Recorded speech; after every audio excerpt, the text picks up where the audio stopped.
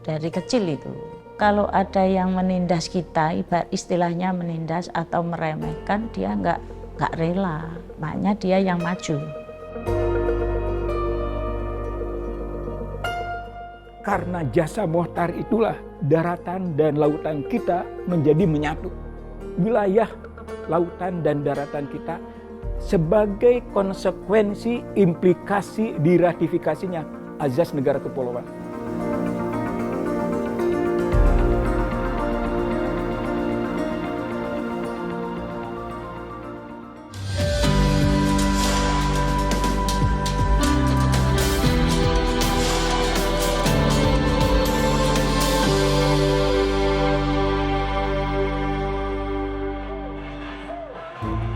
Penasihat hukum dari Lembaga Bantuan Hukum YLBHI Sumatera. Menahan 9 orang yang diduga terlibat kasus pembunuhan terhadap pekerja wanita bernama Marsina. Marsina, 24 tahun, diduga terbunuh karena membela nasib 13 orang rekan kerjanya. Dokumen kasus Marsina dan rekan-rekannya maupun perselisihan buruh di Bantu. Presiden Soeharto menegaskan kasus pembunuhan Marsina, seorang buruh PT Cabai Transmedia.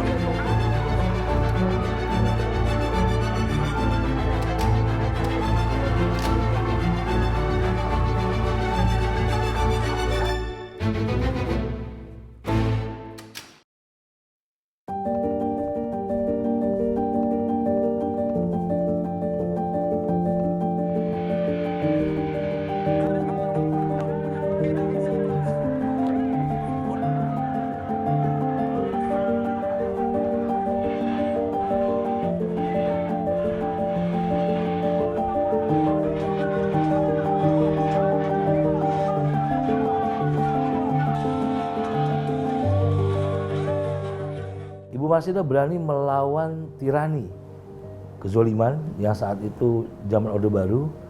Beliau sudah sangat berani, luar biasa, mengorbankan segalanya. Karena beliau berani memperjuangkan hak-hak buruh, berani memperjuangkan apa yang harus didapatkan oleh karyawan.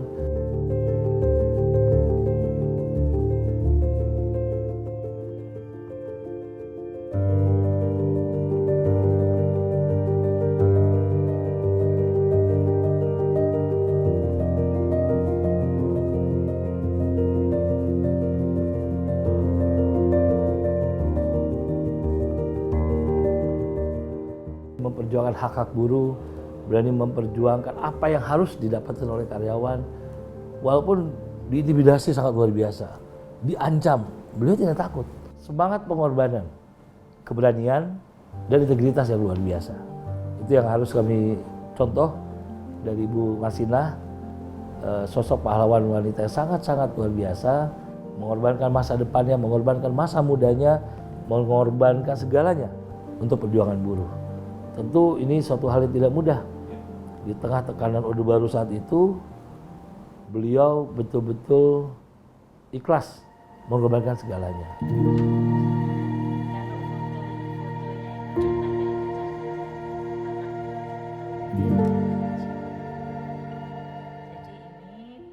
Marsina itu sosok yang berpandangan luas, berpandangan ke depan. Selain itu, karena dari kecil dia itu jiwanya merdeka, tidak ada tekanan, tidak tertekan. Sehingga apa yang dilihat, apa yang dirasakan itu perlu diluruskan atau perlu dibenarkan atau harus diselesaikan, itu dia mampu dari kecil itu. Kalau ada yang menindas kita, istilahnya menindas atau meremehkan, dia nggak rela, makanya dia yang maju.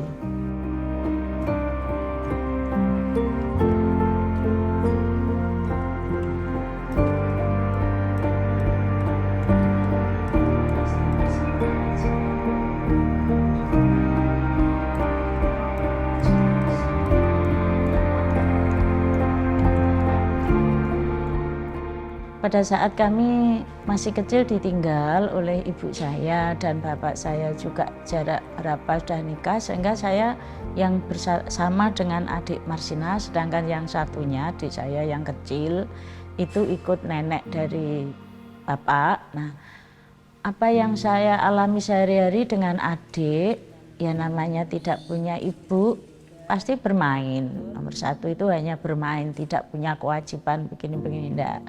Tapi setelah kelas 6, almarhum dan saya SMP itu ikut Pak D. Ini penghargaan yang diberikan tanggal 9 Desember 93. Ada di sini istighosah pengajian mengundang 500 orang karena jenazah almarhum dibongkar. Jadi penyelidikan pertama. Nah ini dari SPSI Jakarta itu langsung dikirim ke rumah ini.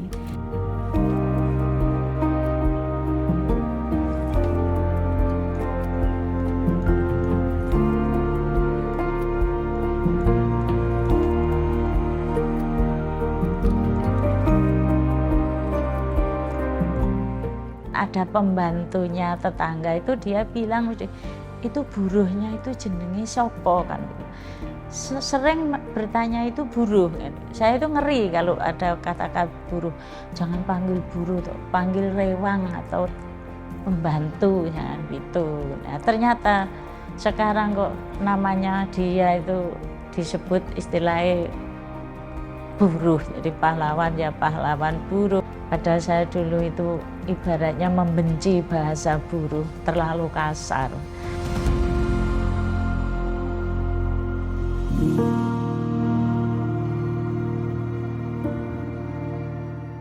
Dia itu keinginannya untuk membela istilahnya kaum buruh di situ itu dia ingin kuliah. Nah, kuliah minta hukum, tapi saya belum mengiyakan karena sama-sama masih ya waktu itu memang masih sulit, gaji cuma untuk makan aja cukup sudah terima kasih. Ya agak jengkel dia ke saya.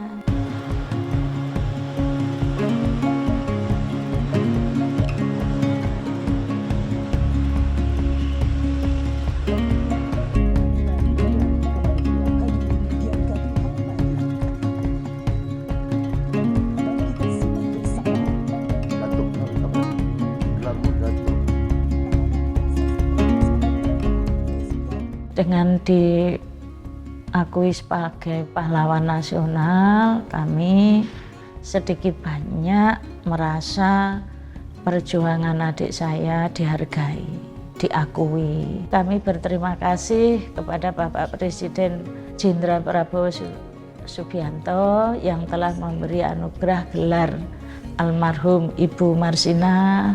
Yang kedua, saya berterima kasih dengan aktivis-aktivis yang sebelum ini telah mensuarakan almarhum sehingga gaungnya tetap diingat. Yang dulunya tahu, yang generasi milenium tidak tahu siapa Marsina, sampai akhirnya diakui sebagai pahlawan.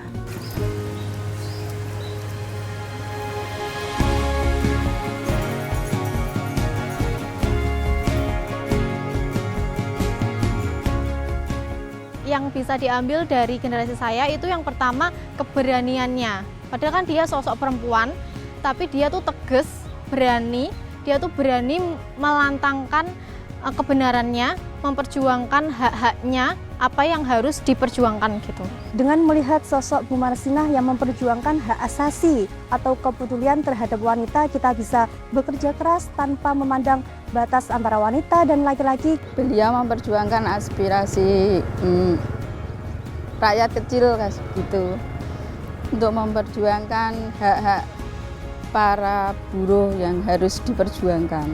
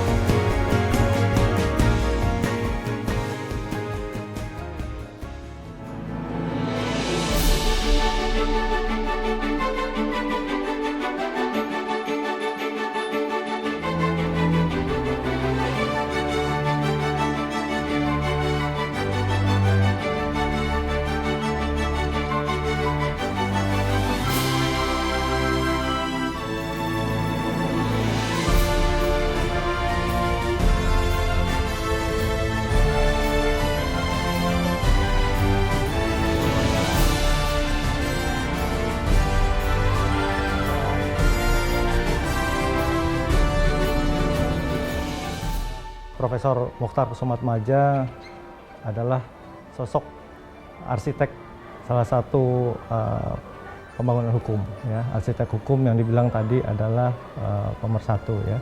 Kita kenal dalam konsepsi hukum adalah wawasan Nusantara.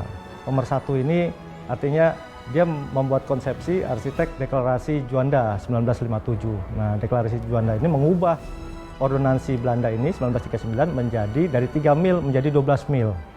Nah, dengan 12 mil ini akhirnya wilayah Indonesia ini bisa disatukan oleh laut. Nah, itulah wawasan Nusantara. Nah, dari wawasan Nusantara itu juga dikenal bahwa Indonesia adalah negara kepulauan.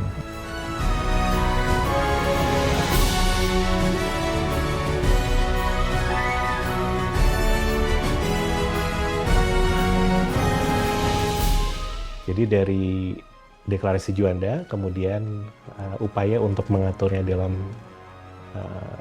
konteks hukum gitu ya, itu memang perlu perjuangan yang tidak mudah dan sangat panjang, dan sosok yang berjasa untuk berhasilnya konsep negara kepulauan ini disepakati sebagai bagian dari hukum laut internasional adalah Prof. Mokhtar Kusumatmadja. Indonesia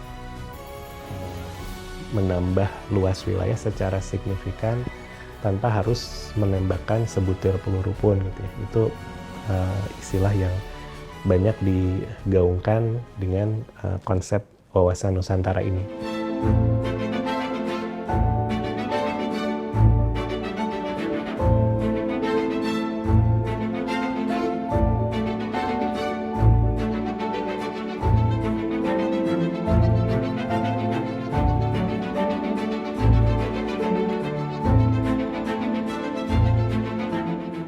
Kita mengumpulkan data-data dan sumber-sumber yang kita gunakan tidak hanya sumber tertulis tapi sumber lisan melalui wawancara dengan tokoh-tokoh, dengan mereka-mereka yang mengenal dekat seorang Mokhtar Kusumatmadja. Baik itu mereka-mereka yang pernah bekerja sama dengan Mokhtar Kusumatmadja atau dulu yang menjadi bagian dari timnya Mokhtar Kusumatmadja.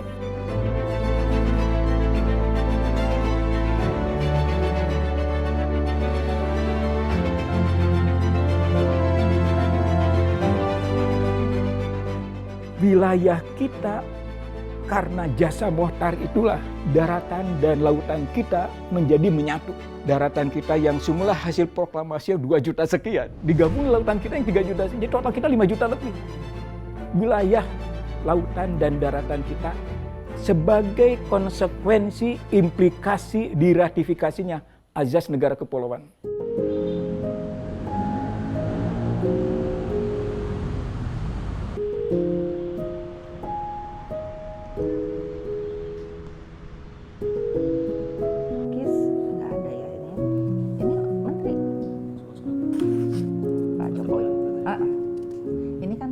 Kami memanggil almarhum itu kalau di rumah itu dengan sebutan Cipa, Cipa ya, jadi bukan ayah atau bapak, tapi dengan sebutan Cipa oleh ketiga anak, dan saya adalah anak kedua dan putri satu-satunya. Dan sosok ayah atau bapak atau Cipa ini yang kami kenang ya, kami kenal, beliau itu orangnya sederhana ya, dan tidak suka protokoler, juga sangat perhatian kepada putra-putrinya, tetapi tanpa memaksakan. Jadi artinya ketika putra-putri almarhum itu punya karir yang berbeda-beda.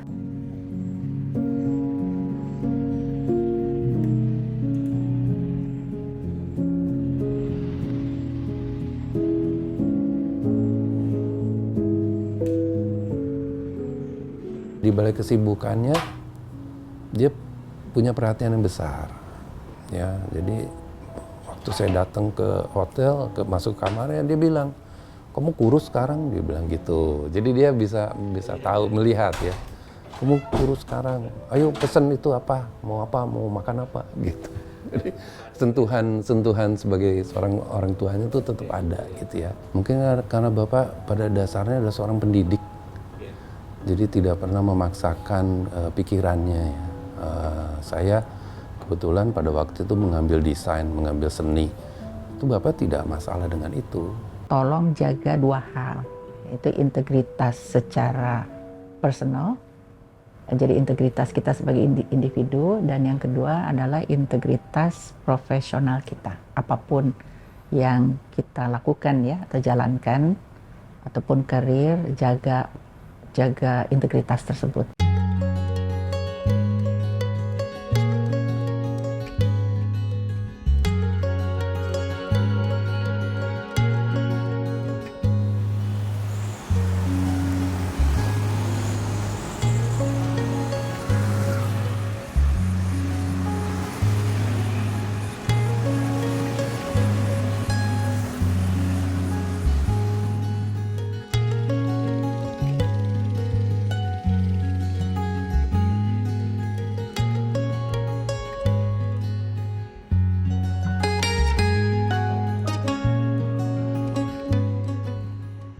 Beliau itu memperkenalkan pendidikan klinis, artinya bahwa hukum itu tidak hanya sekedar dihafalkan ya oleh mahasiswa, kemudian pada saat ujian misalnya menjawab pertanyaan dan lain sebagainya, tetapi mahasiswa itu harus terlibat bagaimana kemudian hukum itu diimplementasikan di masyarakat. Pemberian gelar itu sudah sepantasnya. Ya. Kita berbagai generasi sudah mewarisi bahkan pemikiran wawasan Nusantara. Bahkan kalau di dunia hukum juga teori hukum pembangunan, hukum sebagai sarana pembangunan masyarakat. Ya. Ini terinspirasi dari prinsip hukumnya Roscommon juga, law as a tool social engineering. Nah, teman membahasakannya adalah teori hukum pembangunan. Jadi hukum dapat membangun masyarakat.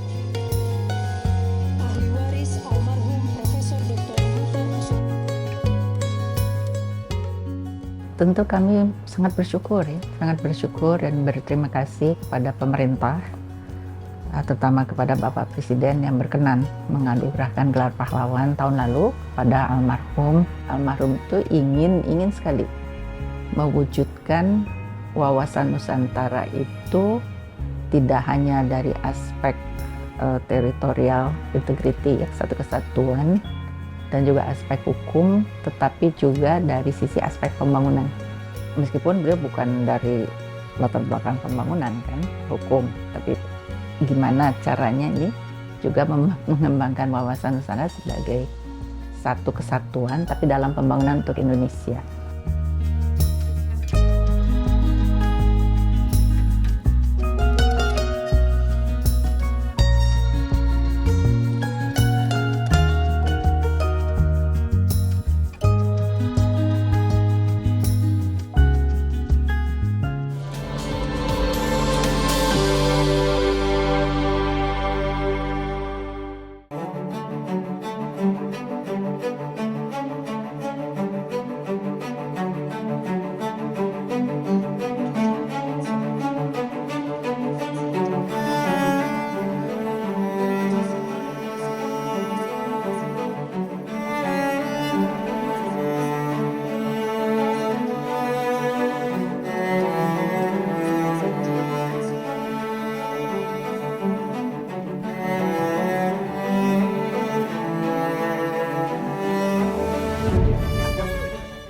Faktor sejarah artinya orang yang telah berperan ya, di bidangnya masing-masing tadi itu ya, yang melampaui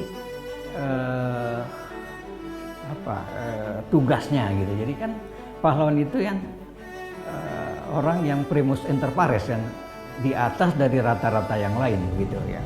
Orang yang beyond the duty lah begitu ya. Nah, tentu oleh sebab itu dia punya keistimewaan, punya kelebihan daripada yang lain.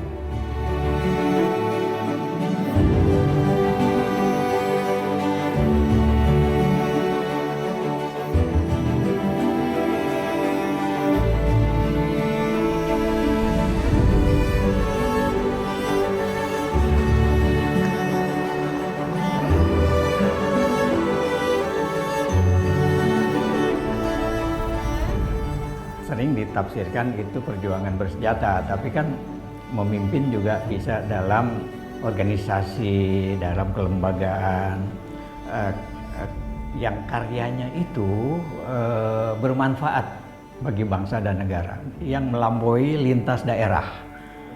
Jadi itu, jadi karya, jasa, pemikiran. Jadi artinya itu tidak hanya perjuangan fisik.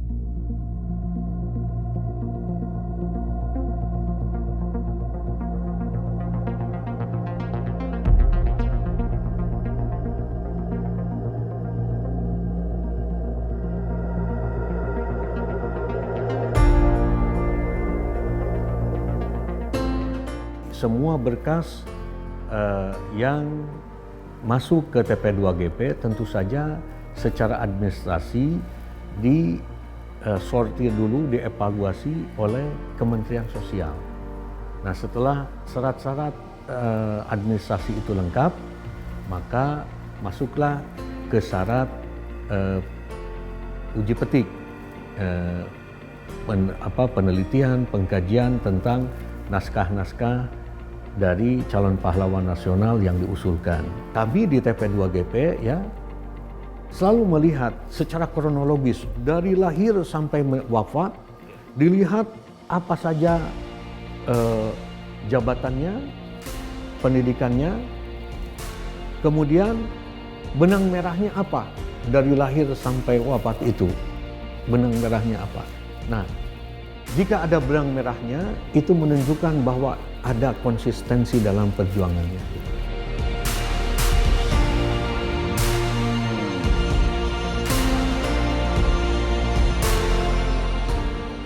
Presiden Republik Indonesia melihat mungkin bahwa masyarakat sipil ini harus diangkat, masyarakat bawah ini harus diangkat, dan juga pertimbangan bahwa gender itu juga harus masuk. Sementara ini terlalu banyak pahlawan nasional dari kaum laki-laki, sedangkan dari kaum Hawa baru beberapa saja.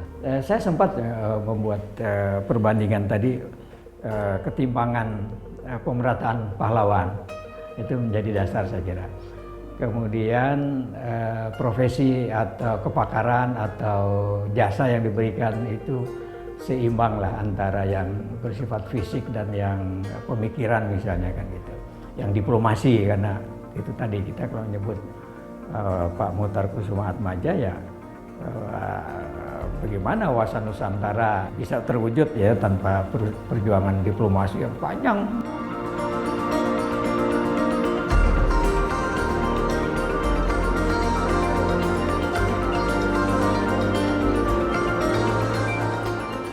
Pemberian pahlawan kepada sejumlah tokoh lah katakanlah oleh presiden dalam mewakili pemerintah, maka itu hal yang sangat baik sesungguhnya dalam rangka menempatkan para tokoh itu dalam posisi yang punya value ya, punya epos kepahlawanan yang semata-mata tidak hanya dipahami kepahlawan itu berjuang secara fisik tapi juga sifatnya non fisik. Hari ini tanggal 9 Mei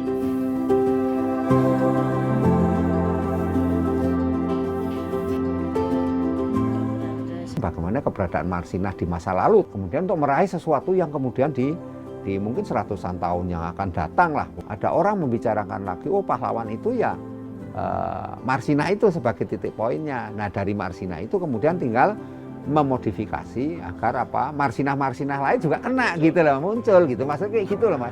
Jadi cara pandangnya seperti itu. Demikian juga dengan yang namanya Prof. Muchtar itu. Nah Prof. Muchtar ini seorang akademisi, seorang intelektual yang cukup dihormati, disegani, sekaligus juga ada ilmu-ilmu yang memang baru, ada kebaruannya Mas.